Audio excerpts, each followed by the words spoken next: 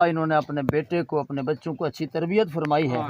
یا اللہ کریم یقیناً جس کا بیٹا ہر وقت تیرے محبوب پر درود و سلام پڑھتا ہے، یا اللہ تیرے پاک کلام کی تلاوت کرتا ہے، پڑھتا ہے، پڑھاتا ہے، یا اللہ تیرے محبوب کا فرمان ہے اپنے والدین کی بخشش کا ذریعہ ہوگا۔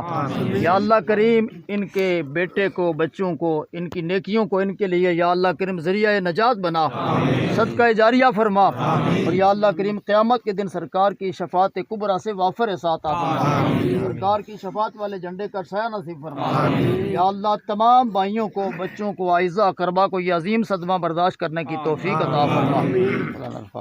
ربنا تقبل منا انک انت السمیع العلیم وتب علینا انک انت التواب الرحیم۔ یا الہ العالمین ہم سب کی حاضری اپنی بارگاہ عظیم میں مقبول منظور فرما۔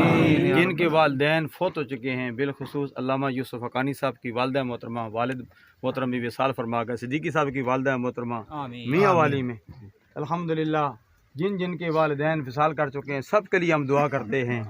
خصوصیت کے ساتھ علامہ قاری الطاف حسین صاحب کی والدہ محترمہ کو جنت میں اعلیٰ مقام عطا۔